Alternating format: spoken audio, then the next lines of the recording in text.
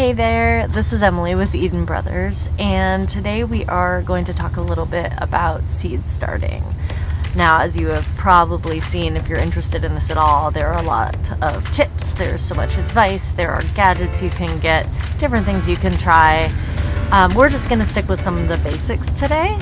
My first suggestion, and the thing that I try to remember the most, is to be brave. Be very brave, be daring. It can be really scary starting seeds. What I do is I just throw them in the ground and I hope, and sometimes it works and sometimes it doesn't. The thing I try to do now that I have learned that I didn't do in the beginning is read these things, these directions. They are incredibly helpful.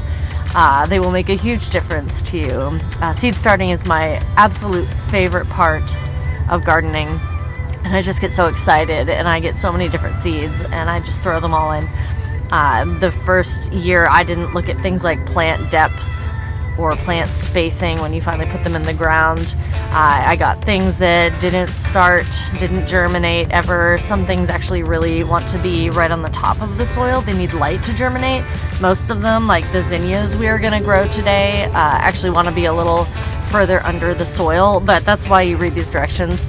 I planted stuff and things got overcrowded and running into each other, and there were no rows, and it was a total mess, but I mean, it was wonderful, and that's how I learned. When things didn't grow, I just Googled, to learn a little bit about them if I couldn't find it on the seed packet, and that's how I learned about it, and I generally didn't forget it after that. We're going to want a couple things to start. You're going to want some of these planters. They come with a little tray under them and a clear top, which is really helpful. You can also use things like solo cups. You can use old planters that you bought plants in last year.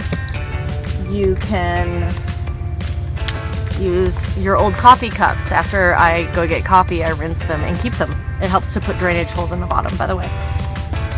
You can make this work with almost anything.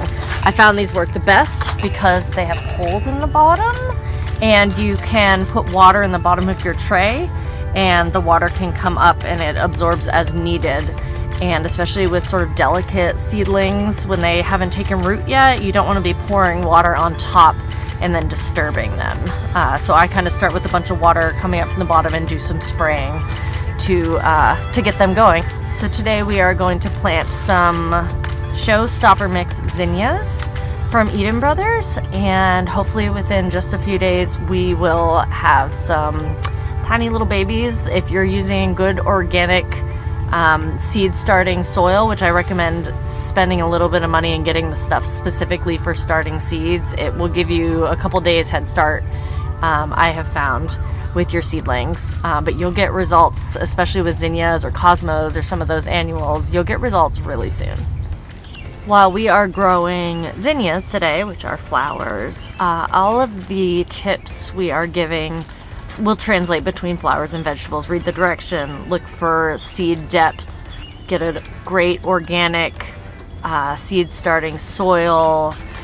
These are awesome for vegetables or flowers. They all are across the board. You want to be looking whether they want to have heat mats or they don't want to have heat mats. I've gone to throw seeds away that didn't start and just moved them off the heat mat and forgot about them, and they sprouted because they didn't need heat. That's these directions.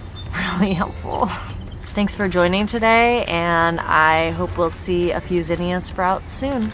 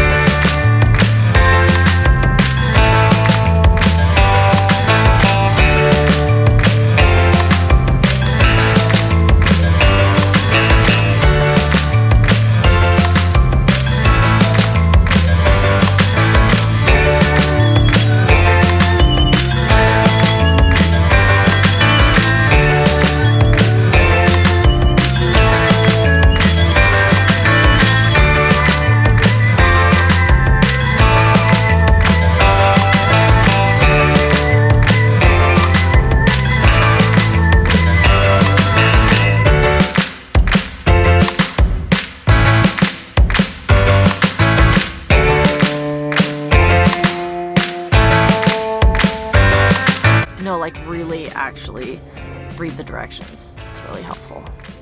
For real.